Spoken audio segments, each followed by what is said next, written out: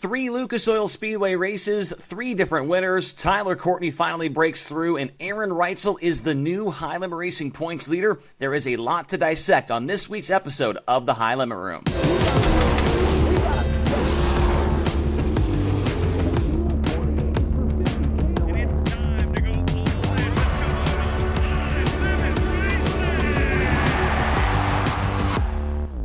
I'm Chase Rodman. It is Tuesday, so that means a new episode of the High Limit Room. We are glad you are joining us. The first thing we will do here is talk about the race recaps, things that happened over the weekend with High Limit Racing. In our second segment, you will hear from the crew chief on the Murray Marks Racing 19. That, of course, is Heath Moyle. And in the final segment, we'll have Tony Laporta and Brian Walker on to discuss everything that happened over there at Lucas Oil, plus some things that are happening around the sprint car world as well. So let's jump into our first race recap of the week. Thursday night over there in Wheatland, Missouri.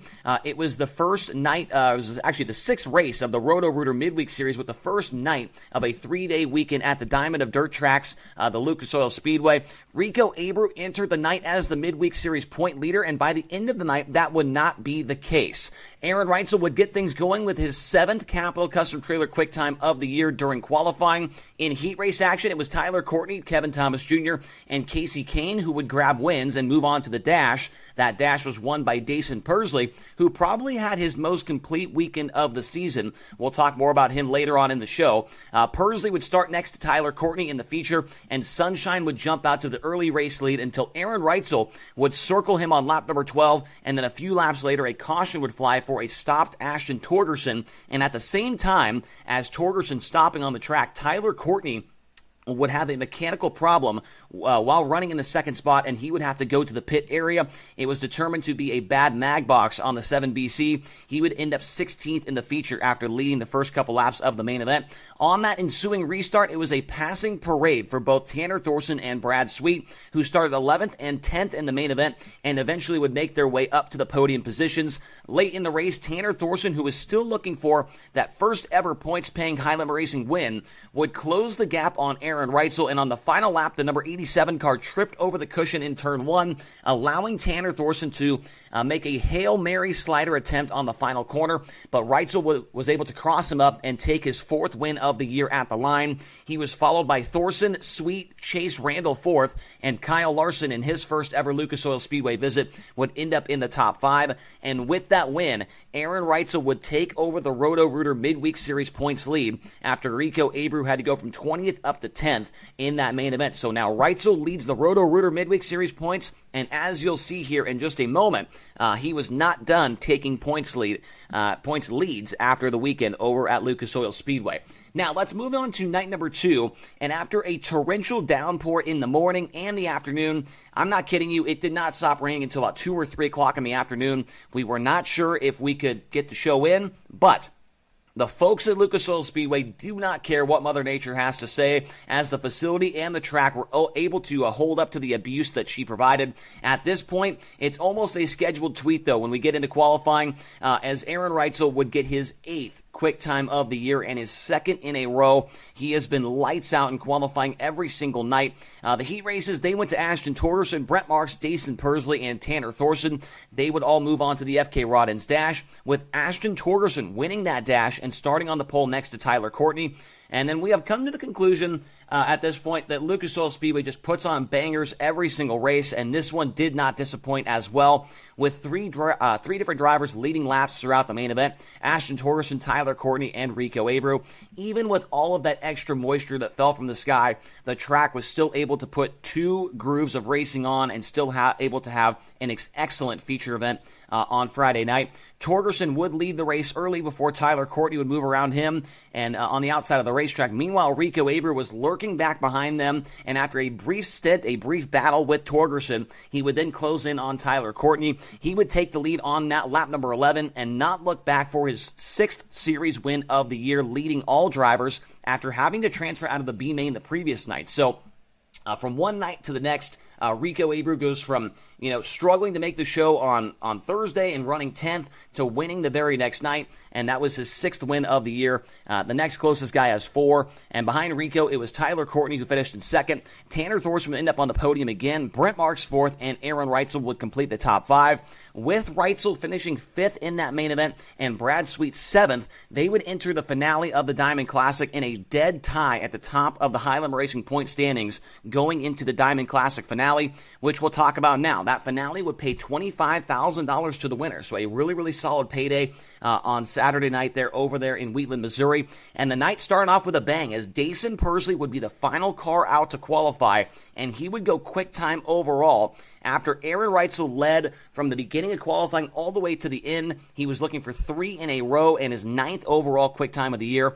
But Dason Persley, the last car out, would snatch it away and get his 3rd quick time of the season. Persley would then go on to win his heat race along with Reitzel and Brad Sweet. Then Tanner Thorson would win the dash and start next to Brad Sweet, who went from 5th to 2nd. If you did not watch that dash, I'm telling you, it may have been the best dash all season. It may have been the best dash in High Limit Racing history. Aaron Reitzel went 4th to the lead on the first lap. Brad Sweet went 5th to 2nd. It was just an incredible battle. That dash was very, very good. Thorson got the win. Sweet would end up in 2nd. That's how they would start the A-Main, and it was chaotic. That's the only way to put it when it comes to that 3rd feature of the weekend over there at Lucas Oil Speedway. Aaron Reitzel would go 3rd to 1st on the opening lap. He would lead the first 14 circuits before Tanner Thorson would go and make a move down low, and he would take the lead away on lap number 15. But the fun was far from over because right behind them, Brad Sweet, Rico Abreu, and Tyler Courtney were going to war for that 3rd position, and they really were not that far behind Aaron Reitzel and Tanner Thorson. But the lead would not last very long for the Rod Gross Motorsports number 88 because just 3 laps later, as he was making his way through lap traffic, Tanner Thorson would spin out. Coming off of turn 4, he would do a 360, keep the car fired, and the race would stay green. He would fall back to 7th with Tyler Courtney falling into the race lead when that happened, and it was a close call. Thorson spun out. Tyler Courtney made his way down the inside and passed him, but it was this close to being a disaster for that NOS Energy Drink 7 BC car, and you have to feel for Thorson because under the next caution, you could just tell he was upset. He's banging his head back and forth. You could tell that he was mad, trying to get that first points-paying win out of the way. He was close every single night at Lucas Oil Speedway over the weekend, but he's going to have to wait at least one more weekend, one more race before he can get that first win. After that, Tyler Courtney fended off all challengers to get his first win of the year. It took 22 races for him to win a race, and that was a win that team needed so very badly. Aaron Reitzel would end up in 2nd, Rico Abreu 3rd, Tanner Thorson would rebound to finish 4th, and Brad Sweet would complete the top 5. And then now going into the next race at the Florence Speedway in Kentucky, Aaron Reitzel leads the points by 9 over Brad Sweet. So what a wild, wild season it has been so far when it comes to the points. They've been at a dead tie twice now. I believe this is the 3rd different leader in the point standings throughout the year so far. So Aaron Reitzel is now the guy to beat. He is the top dog in High Limit Racing point standings heading into our next race, which will be on July 11th and 12th, a doubleheader in Kentucky at the Florence Speedway. Now, in our second segment today, Tony Laporta was able to sit down and have a quick chat with one of my favorite guys in the pit area. That is Heath Moyle. He's the crew chief on the Murray Marks Racing number 19. They've been busy here over the last couple of weeks. The pit area at Kubota High Limit Racing events is filled, maybe even populated, with some real winners. Heath Moyle, crew chief, lead mechanic, kind of a little bit of everything here on Brent Marks' number 19M. You've been in the sport for a long time, and you've been involved in some big moments. But I want to know, why did you gift me a homework book for a 3rd grader, and I'm told balloons at last year's banquet? Let's just start at the beginning. I was just trying to help you learn how to count. It's all about you in this pit area. Weren't you the most popular guy last year? Not most popular, just I had some spirit. Listen, you have a lot of responsibilities on this car. You and Jared, and you've got kind of a rotating cast of crew members that help you guys out. We're here in Wheatland for a 3-night show. We're wrapping it up here tonight. What's your day look like with Brent Marks and this Murray Marks Motorsports team? So basically, I'll come in. We'll all come in, obviously, and then I'll go through the engine while Jared's doing the front end, and then when I'm done doing engine maintenance, he'll start doing the back, and then Robert will be up there doing tires, and we got Tom out here with us now, and he'll do cleaning, he'll make sure fuel jugs are full, just everyone kind of pitches in just a little bit of everything, but that's mainly what a day looks like, and then getting ready to race at night. So, Brent, from Myerstown, Pennsylvania, Altoona? I was born and raised in Middleburg and then moved to Altoona area, yes. But central PA area? Yeah. So obviously, it doesn't need a whole lot of explaining that central Pennsylvania, a massive hotbed, maybe the biggest spot in the country and the world for winged 410 sprint car racing. What was it like growing up there? When did you know you wanted to be involved in the sport? I guess, what was your first step into racing? Honestly, like, this is kind of weird to say, but I hated racing to the time I was 6. Wow. Like, my parents would go to Port Royal every Saturday night, and I cried and carried on. Like, I did not want to go. And then one time I went, and I'm like, okay, I can get into this. And then, I don't know, like, I started racing go-karts when I was probably 8 until about 12. And then when I was 14, 15, got into a full-size stock car. Oh, wow. Which was very short-lived. Yeah. Which probably should have been shorter-lived than what it was, but here we are. And then, but I could just never get away from working on a sprint car, being around a sprint car, and then it just kind of took off from there. So you would cry when your family would take you to Port Royal Speedway. Do not let FloRacing high limit producer Tyler McKim hear that, because it's Port Royal and nothing else to that guy. Yeah. So you could never get away from, you say. You're talking, this is 30 years ago. I ain't no spring chicken anymore. I mean, those are your words, not mine. I think you're full of youth and exuberance myself. You are always super helpful to a guy like me who is still learning sprint cars, still learning the sport, and you clearly are a master of your craft. You know every part of this race car. I think a great way to describe winged 410 sprint cars are, they're incredibly simple machines that have been made wildly technical to go fast and make good competition. What is a part on this car that people might look at and think, oh, that's pretty simple, but in fact, there's a lot more to it than they might realize? Honestly, I think a lot of it's a W-link. Like, you hear people talk about Jacob's ladder and W-links and all this, but what does it actually do? Yeah. I mean, there's different lengths, there's different pitches, there's different ways you can put it. Like, you can walk up and down this pit area and there's one on every car, but it's your roll center. So, like, there's a lot to it. Like, a lot depends on that. So, angle of it, pitch of it, just everything. So we'll turn this into a TLP learning moment. W-link, I've always heard them refer to, where I come from, as Z-link. Are we talking about the same part? What's the difference? W to a Z-link, why call them different? I think it's all depending on what part of the country you're from. Yeah. I actually grew up in BA, you heard it called Jacob's ladder most of the time. It wasn't until I got on the Outlaw Tour it was called a W-link. Mm-hmm. So it's one of those deals, pop, soda. You know what I mean? Yeah. It's just same thing, different wording. And basically, when we talk about the Jacob's ladder, the Z-link, the W-link, whatever, it's that piece of floating rear-end suspension that allows the rear axle to stay live, move up and down, and let a sprint car move around the track the way that it does, right? And doesn't allow it to go side to side in the car. But yes, it's the geometry of it's based off of what you just said, yes. I think when people think about working on race cars, there's no engineers in sprint car racing, at least at the track. There's engineers in IndyCar and NASCAR and in sports car racing. But you're talking about geometry, you're talking about pitch, you're talking about angle, you're talking about some actually, honestly, pretty complex ideas and philosophies of how a race car works. There's not a school for this kind of stuff. It's just getting out there and doing it, right? Well, so you're talking about NASCAR and Indy. What a lot of people don't realize is we can't just go practice like those guys do. We don't have wind tunnels. Everything we do is learned through live racing. Now, you can go practice, which I've obviously done in the past, but you can never simulate dirty air. Yeah. You can never simulate how a car is going to get in dirty air. So, prime example is, back in 2015, 16-ish, we went and practiced at Knoxville, thought we were really good. Got there, and we were absolute junk because we didn't accumulate for dirty air. Because when you say practice in Knoxville, you were out there just running laps by yourself. Yeah, it's like running time trial laps. Yeah. And then you get into traffic, and these big wings make so much turbulent air off of them, it really changes what Brent, or whoever your driver was at the time, is telling you about how the race car feels. Exactly, and over the years it's got worse, because I think you can hear just about every interview to where dirty air is getting worse, and you've heard dirty air come up a lot in the last couple of years. Dirty air is usually what people say when I walk by them after eating Mexican.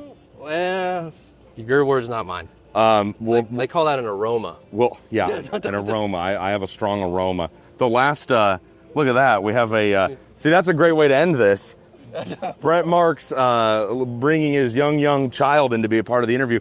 What is a high point? Maybe what's a low point of working with the Myerstown Missile? The high point is he drives his ass off. The low point is he needs to talk more. Why? You don't like doing these interviews with us?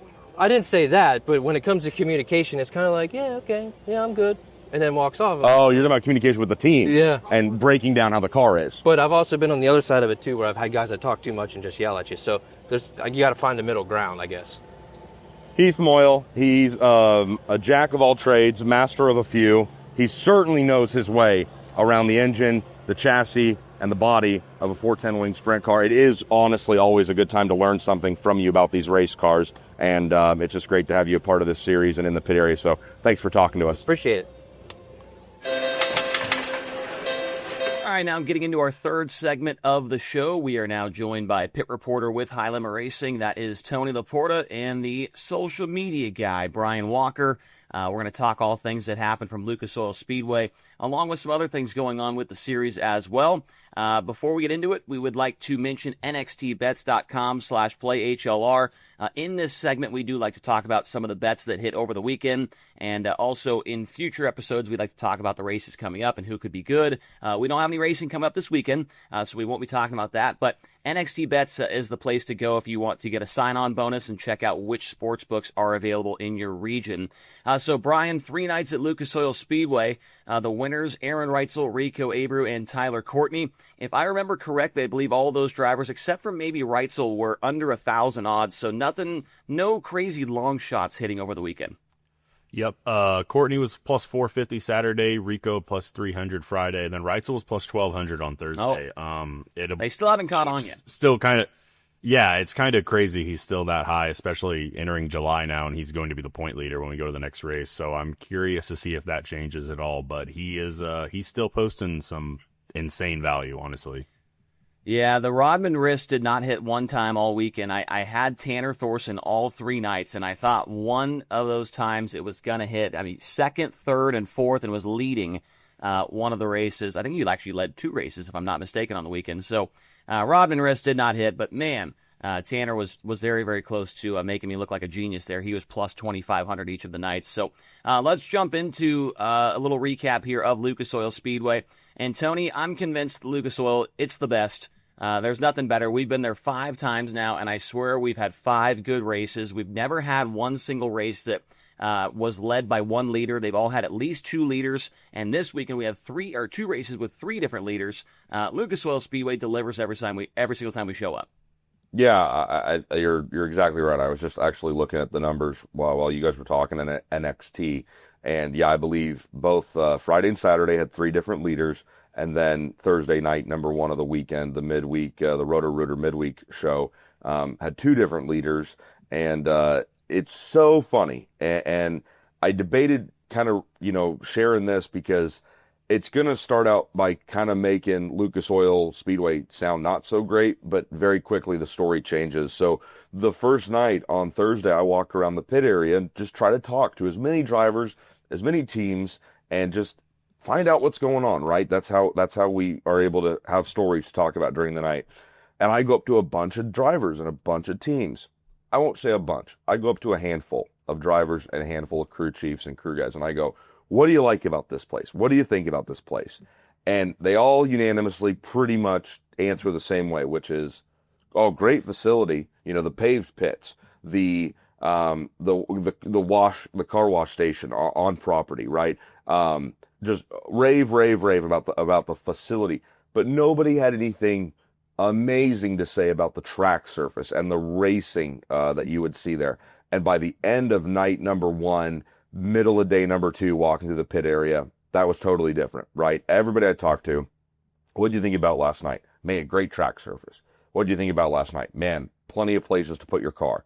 So I thought Lucas Oil Speedway did a fantastic job at standing up to the test of 3-night event, maybe some drivers and teams that weren't totally sold on the surface and the type of racetrack they had, and everybody was impressed. I'm with you. Lucas Oil, not only a top-tier facility, but man, top-tier track prep crew, top-tier racing. Love going out to Wheatland. Super, super cool place to race.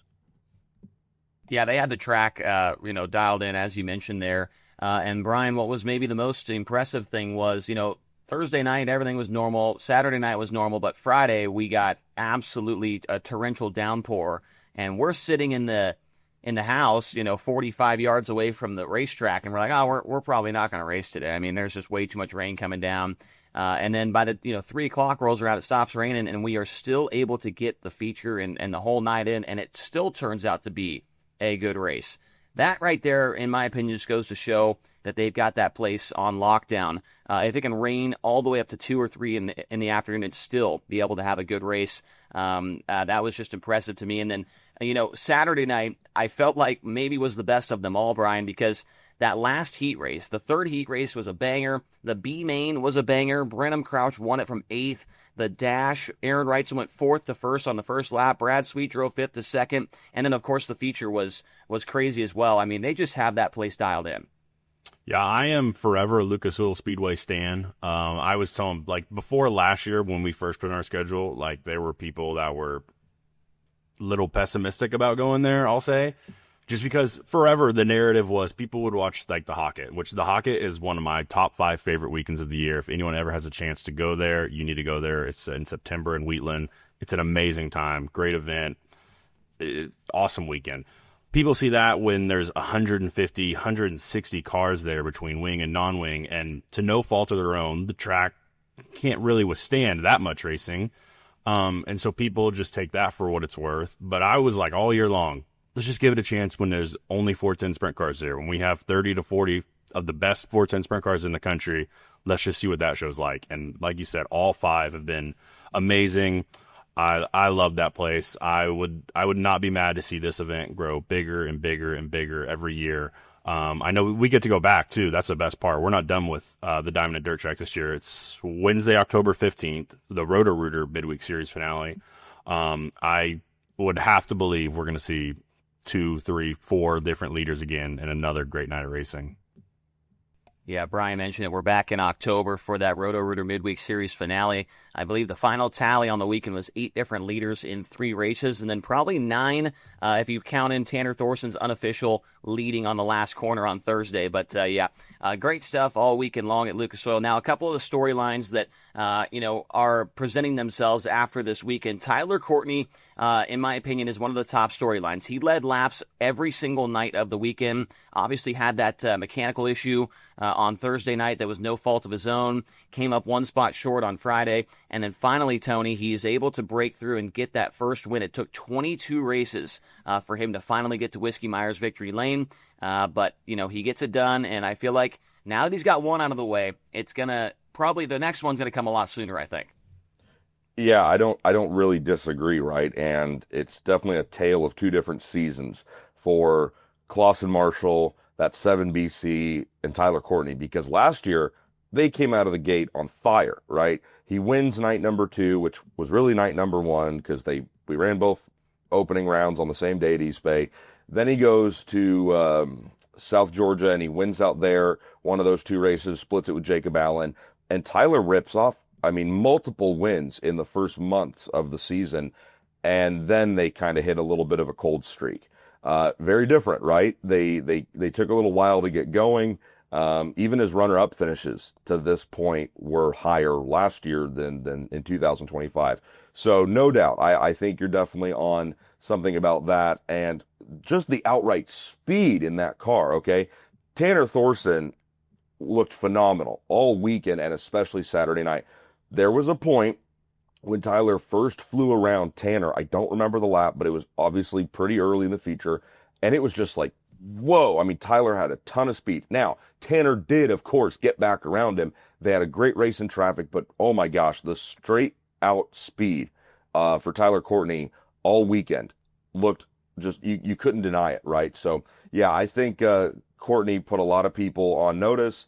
They've had the speed all season, but now they're finally able to finish the races. They're able to put the whole night together, which is something we hear teams and drivers say all the time. So if they've cracked that code and they've gotten to where they can start fast and finish fast, it's the championship point chase will continue to stay interesting. Yeah, you could see the relief on his face in victory lane, and it was a good one to win for $25,000 over there at the Diamond Classic finale. Tony mentioned Tanner Thorson right there, Brian, and the speed, no doubt, is consistent for those guys. Went 10th to 2nd on the opening night, ran on the podium on Friday, and then, of course, was leading the feature and spun out there on the last lap. So you gotta feel bad for him to come close to that many times in one weekend. But there is no doubt about it. The consistency as far as the speed goes, the competitors, his fellow competitors are on notice knowing that he is fast. And if my math is not correct, or if it's wrong, which a lot of the times it is, by my calculations, Tanner Thorson 45 points behind Justin Peck for 6th in points. He has just been absolutely rolling here recently. He spun out in that feature on Saturday and still came back to run 4th. That's impressive. Yeah, and this whole next stretch, or at least the next weekend too, Florence is a track that nobody else has been to. It's a late model place, so I would have to imagine we're probably going to see a really slick surface, and that's where Tanner really thrives. Stevie Smith, the National Sprint Car Hall of Famer, the Black Bandit, from a phone call away, was June's crew chief of the month. He ran 3rd, 2nd, 6th, 2nd, 3rd, and 4th with us. Tanner did this month. So that's really cool. Stevie Smith gets the nod for crew chief of the month, and yeah, I mean they're on a roll right now. Tanner, Brenton, TJ, like you said, they're coming up on Peck for 6th in the standings. They were down to, I think he was relatively floating around 10th, like around California when we started the year, and then each weekend it's like just chipping away. So it'll be exciting to see where they are in September, October. It's not a matter of, it used to be a matter of if, I think, for a little while, if Tanner was going to win, and it's undoubtedly win. Well, and just on top of that, Brian, Chase, you and I were standing around talking with Chad Hill of Sai Lynch's team, and this definitely probably isn't common knowledge, but we were talking to Chad, and I don't remember if it was Chad who told us or if you yourself had heard it, but remember when the camera zoomed in on Tanner after the yellow came out a few laps after his spin, and you could visibly see his head kind of shaking in anger inside his helmet, inside that number 88.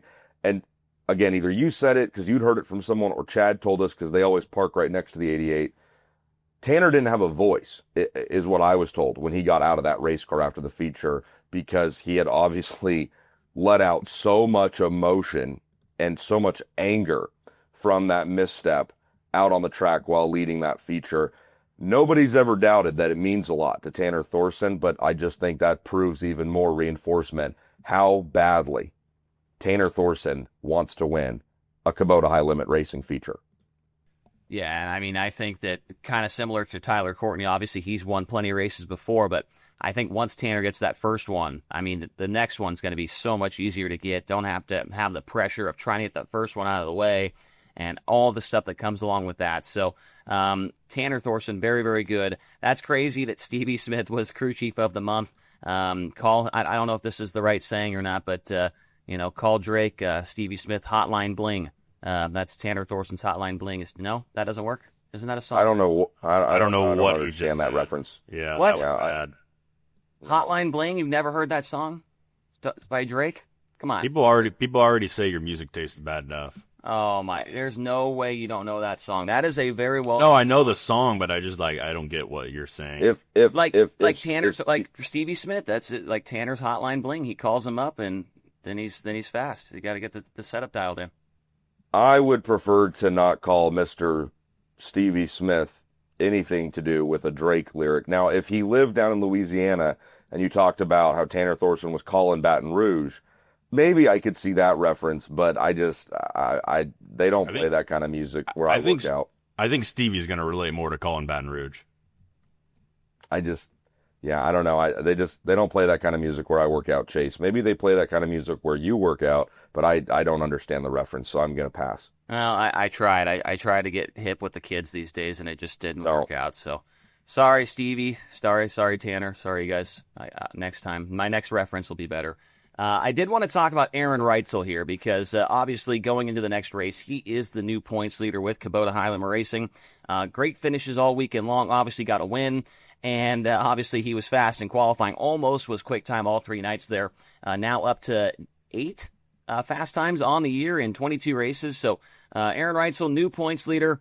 That's pretty crazy to think about, considering how the beginning of the year started off for him. And Brad's been fast, but Brad hasn't won since March. So Reitzel's been rolling, and it is certainly a fun battle to keep an eye on. And then Brian, not even just the points battle, for the lead, but it seems like the back half of the top 10, those kind of guys right there, 3rd through 5th, that is changing almost every single race. I have a little thing in my computer that I have for the races just to kind of quickly glance down at when it comes to the points, and I have to change it every single night because the positions are just swapping every single race.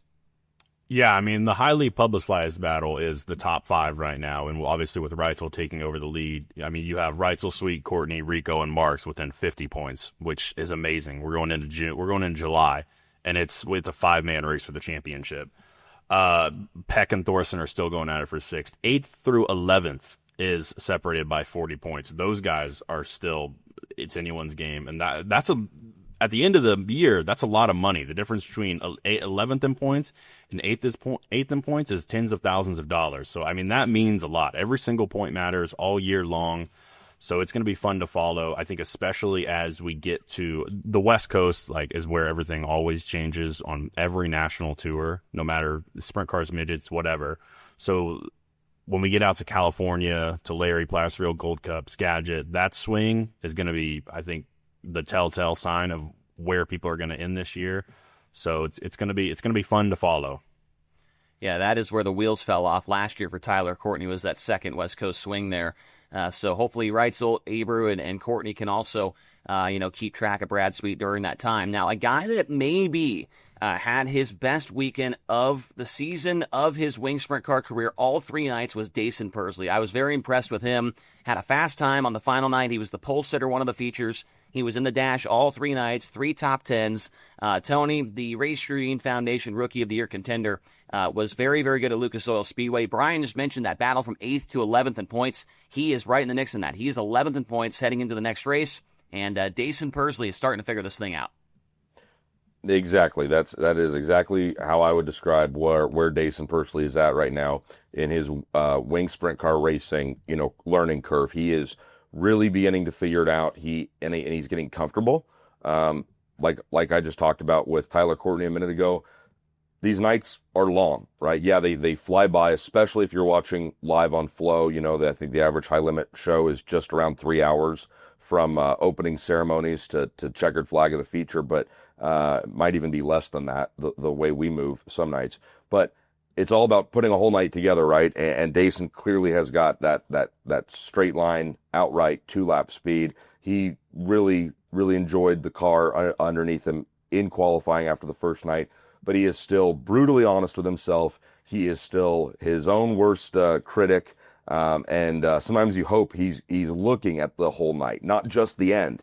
We're talking about the start and how good he's progressing. Dason is still focusing himself a lot on the end of the night. He talked about, I lost from the pole after night number 1. And it's like, man, everybody loses from the pole eventually. I mean, there are lots of wing sprint car races where the pole sitter does not win the race. And again, this isn't meant, I love Ashton Torgerson. This is not meant to highlight anything wrong that he did. But the very next night, Ashton started on the pole of the feature on Friday. He finished 6th. Dason started on the pole, finished 7th the night before. That's going to happen when you have a track surface as good as Lucas Oil Speedway's was, where you can pass and guys can do what Tyler Courtney did last year and go 9th to 1st out there in Wheatland. So Dason is very honest with himself, but he's coming along really, really well, and it's super fun to watch. He's getting more and more comfortable in that race car, and I think him and Sean Strasbaugh are building a really good dialogue and are able to talk about what he needs in that car. So yeah, it's been really fun to watch Dason get better every race.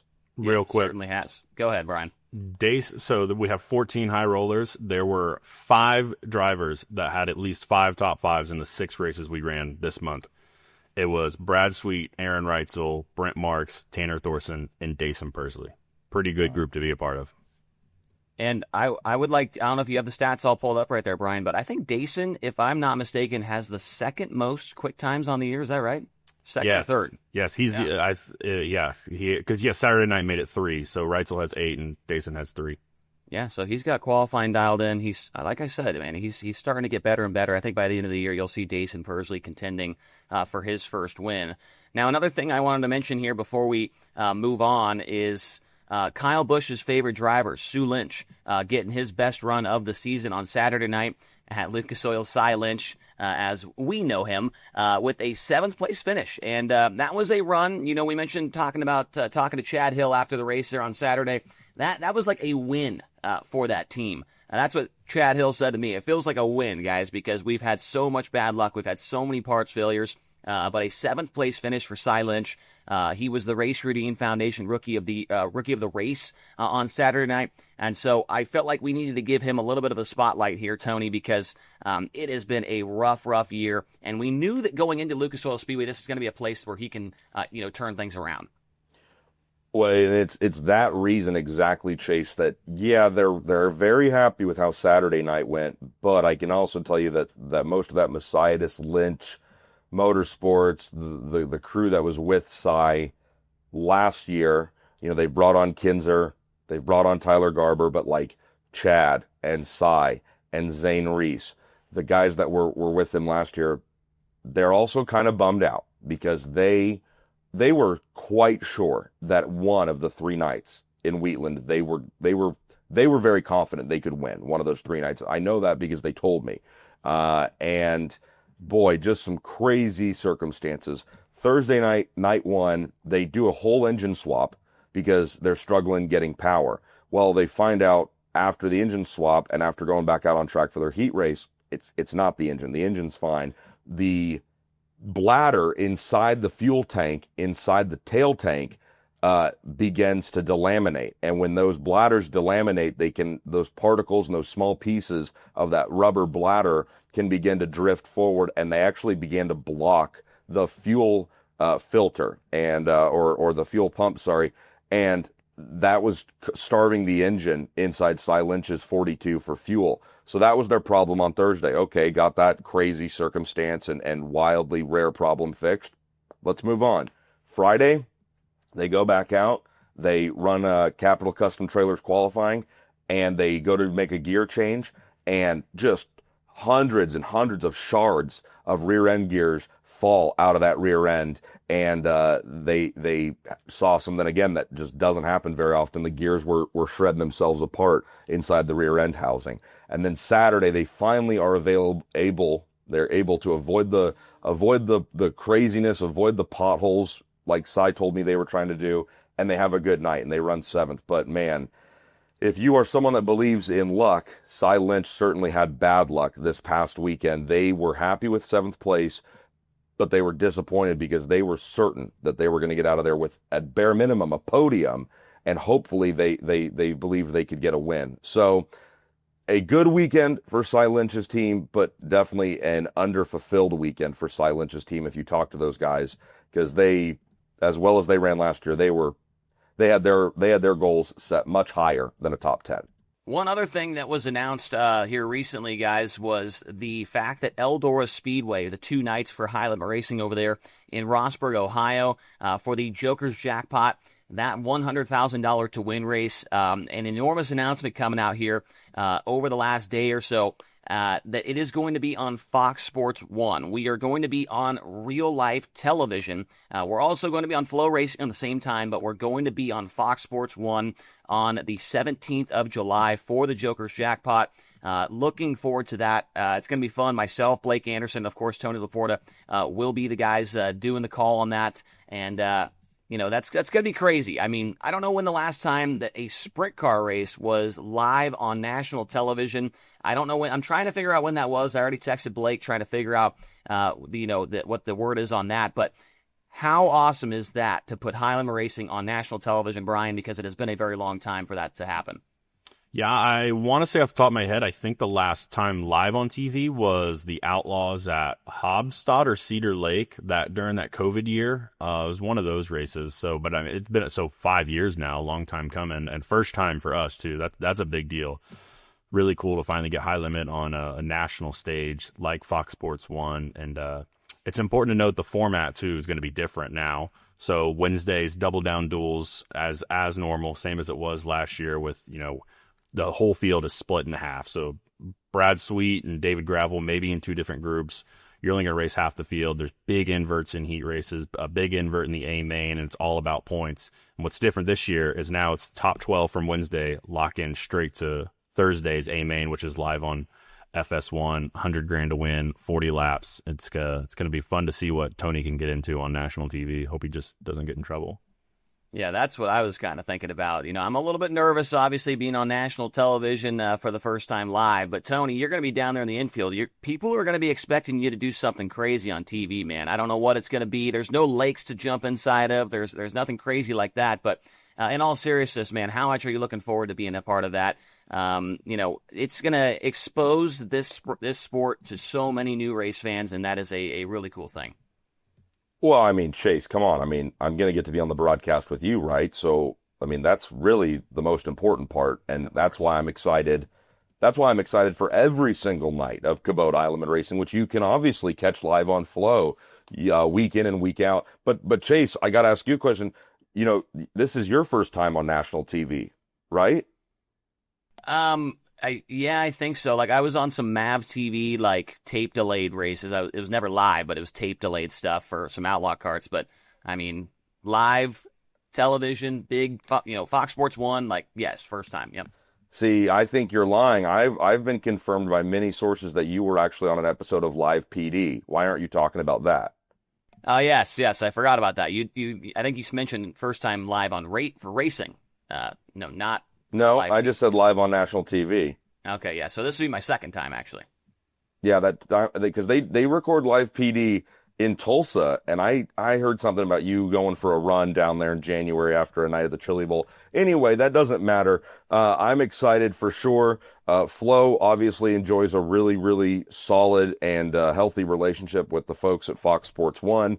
Think about it. Dirt Season 1 premiered, and that was on FS1 after that came out on Flow, and that let people around the sports world, like you said, Chase, people became exposed to Kyle Larson. Okay, a lot of people already know him, but they got to learn about Tyler Courtney, Justin Grant, T-Mez, and for Flow and FS1 to work together and get that show out to the masses, big deal, right? Very positive. And then we got Dirt Season 2, a year with High Limit out on FS1.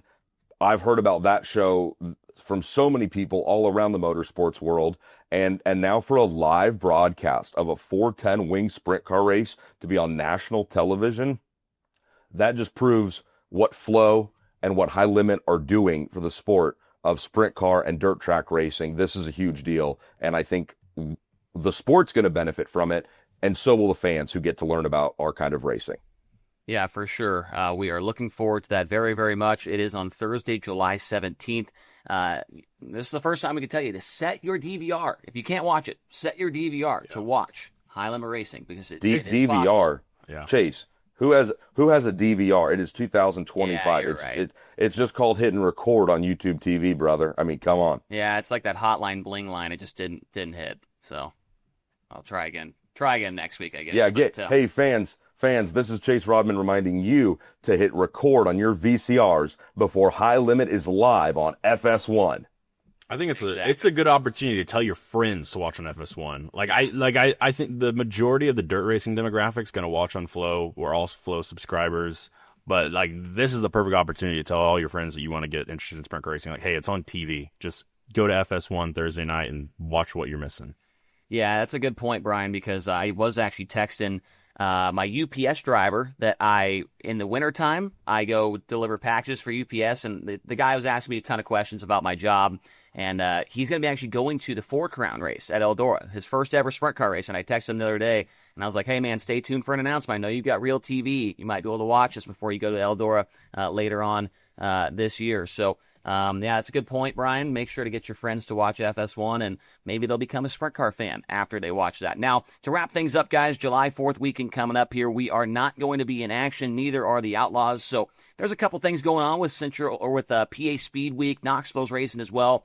But High Limit's off. What are your guys' plans? We'll start with you, Brian. Are you going to be having like a big big fireworks show at your new house or what? No, I go to, this will be my 5th year. It is my tradition. Every 4th of July, I go up to Lebanon, Indiana, and hang out with Spencer and Audrey Baston and all their the Lebanon Looney friends. So I go up there. It's like just 25, 30 minutes away, and the whole town kind of shuts down for 4th of July, and it's a fun weekend too. It's on Friday this year, so it's a whole weekend of partying. Tony, what do you got going on? I don't know, Chase. Why are you asking to come over and hang out? Is this your way of kind of getting? No, I care about you, and I want to, just keep up with what your plans are. So that was wow. Whoa. Let's look. I let's should look have at admitted that on live television. Yeah, what's it been? Only like 4 years of knowing Chase Rodman, and let's mark it down here. Monday, June 30th, 11:04. Yeah, Eastern Standard Time. Chase Rodman says to Tony Laporta, "I care about you." I guess I need to start saying that live on Flow every night. Can we put you could say it live on FS1. I can. I don't That know. would be kind of good. weird. That Let would be the weird, world but I know. could do that. Yeah. Wow. Yeah, this is big. Chase, I want to thank you for saying that. I think we should put it on a T-shirt and probably sell that. That's really cool. And my week just got better. So thank you for saying that. I say it to you all the time, but I've never heard it reciprocated to me. Hey, that would sell good. Like there's those shirts that say like "You matter." It just put I care about you. I care about you. That might Chase sell. Rodman. Yeah. Well, we already saw what the other Tony and Chase shirt did, so it's yeah, possible. it's sold People out. will buy anything. Yeah, it's sold out. People will buy anything. It's crazy. Yeah, I care about you too, Chase. Yeah, if you're asking to come over, I guess so. It's not far from upper south northern eastern Sandusky. No, gonna hang out. Might try to crawl into a river with the old fly rod and hook a bass or two, perhaps. Was just gifted my very first wood pellet smoker, so might throw a Cornish game hen on there and smoke that up for 12 or 15 hours. And probably just watch replays of High Limit from this year and last year and look back on fun stuff you and I have got to do together. So You're not going to watch PA Speedweek on FloRacing? well, I mean, of course, that goes without saying. I didn't think I really had to put that out there. Everybody knows I'll be tuned into FloRacing all week to watch all the action, as well as the Flow 24/7 vault they have, even when there's no live racing. It was on the BC39 earlier. I was watching. That is, Chase, are you driving over to Indianapolis for the BC39? I know Director of Ingenuity with High Limit Jake Ingram will be in town. Will you be joining? High roller Justin Peck is racing too. High roller boss Mike Hess and fan of the show. He's my first house guest. He's staying here tonight. He's staying with you. Yeah, he's bringing an air. He joked about staying here. I was like, yeah, you can. I don't have any furniture or a bed. He was like, I'll bring an air mattress. Okay. Mike's like, I'll bunk up with you, Brian. Yeah. Dason Persley also going to be racing the BC39, which is on the 1st and the 2nd, I believe. I was going to wrap up the show right there, but then something just came into my mind that I think we needed to mention here right at the end, because it's a big deal. I mean, people were upset on Saturday night at Lucas Oil Speedway, and I need Tony to explain what happened to the Roulette redraw wheel. Tony, what the hell happened? Well, why are you asking him? Because it's his wheel, so we had to make sure that he's the one explaining what happened to it. Umpire. Ref. What? Mark it down. 11:08 a.m. Eastern Standard Time. Chase Rodman blatantly lies through his teeth. Yeah. It's funny. Whenever that wheel, for a year and however many months it's been since that wheel showed up, whenever anybody says anything positive about it, I could be in a different zip code, and Chase will just pop out and be like, "Yeah, that was my idea." I never Put a road said down her. That's not true. Yeah, that was my wheel. I told him to come up with that. You can read the text from February 2024 when I texted Brad Sweet. It's funny, and now one thing goes wrong with it, and Chase is like, Tony broke it. What happened to your wheel, Tony? So Tony, what happened? Give us the rundown. Well, I guess if you told the story, it'd probably be something like I tried to eat it or something. No, the wheel is a sophisticated, well thought out piece of technology, as you know, because you came up with it. And you're kind of like a sophisticated piece of technology. And inside that 300-inch circumference wheel that I think is made out of lead. There's a bearing. That's what allows it to spin freely, Chase, on the spoke on that stand. The spoke is the part that goes through the wheel. Okay, make that a GIF. The wheel is rumored to have taken a little bit of water damage after those torrential rains in between night 1 and night 2 at Lucas Oil, and the bearing got infected with water, and waterlogged. Waterlogged, like when Chase takes a shower, and it had troubles spinning on Friday night, as we all saw. But again, we listen, we don't judge. We've all had problems in life. We've all needed to go to the doctors once in a while, and so that's what happened to the wheel on Friday evening. It got some work done to it, and it's continuing to get some more work done to it. And I believe, I believe that it will be back. The wheel will return. I think it'll look different though. Well, there are rumors out there that it's not just getting mechanical work done to it, cosmetic work, maybe like your favorite aunt when she goes and gets her nose made a little bit smaller at the doctor's. Lip filler. Some people out there need work done to their hairline. I don't know any of those people. But yeah, there's the wheel's getting worked on. It should be back. Don't worry. Wheel fans, we're keeping it wheel, and it's going to return, so don't worry. That should be a segment. Like, you know how you say, explain it to me like I'm 5? Explain it to me like you're Tony Laporta telling Chase Rodman. How shophighlimitRacing.com doesn't have a t-shirt yet with just the wheel on it, and it says, like, keep it wheel? That would sell. Am I the best? I think you're the best. We need to talk to Lisa and see if she can get that going. A wheel shirt. I bet you're right. People would buy that. No doubt about it. So keep it wheel. Keep it wheel. Yeah. So I believe that's all we've got to talk about here today on this episode of the High Limit Room. You didn't say what you're doing for the 4th of July. Yeah, exactly. What are you doing for the 4th? When are we coming over? Still trying to figure it out. So it's on a Friday. I would like to bust out the old Weber grill and maybe get some steaks going, maybe, or something. Brian's tasted my steak. That sounds a little weird. Clip that. And it was pretty good. So Brian, might have to do that again. Brian's had my meat in his mouth, and he's a big fan, and we might do a little bit more of that.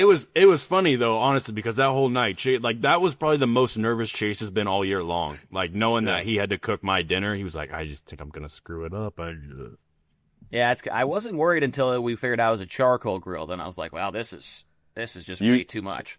He brought your steak in, Brian, and he gives it to you, and you cut into it and have a bite, and you were positive. You go, that's good. It's good. It's really good. And then he came back out because his was a little bleeding still in the middle. And Chase must have asked me 4 times out there at that grill. He goes, "Hey, do you think Brian was lying about Leslie's steak?" I was worried, man. I said, yeah, I think he hates you, and he's probably gonna tell Mike to fire you. I wasn't really worried if it tasted bad or not. I just didn't want you to like buy a $14 steak and then it just be not good to eat. So, but yeah, that was an adventure the other night over there at Lucas Oil Speedway. So, yeah, that's all we've got as far as I know, unless we've got something else that needs to be, pertinent information that needs to jump into the show here to end things off. But I think we've got it all in there. So, Brian and Tony, enjoy the 4th of July holiday. All you folks watching at home on Flow, make sure to tune into the BC39, tune into PA Speed Week, and all the other racing going on FloRacing for the weekend. So we appreciate all your support here on this show, and we'll talk to you guys again next Tuesday here on the High Limit Room.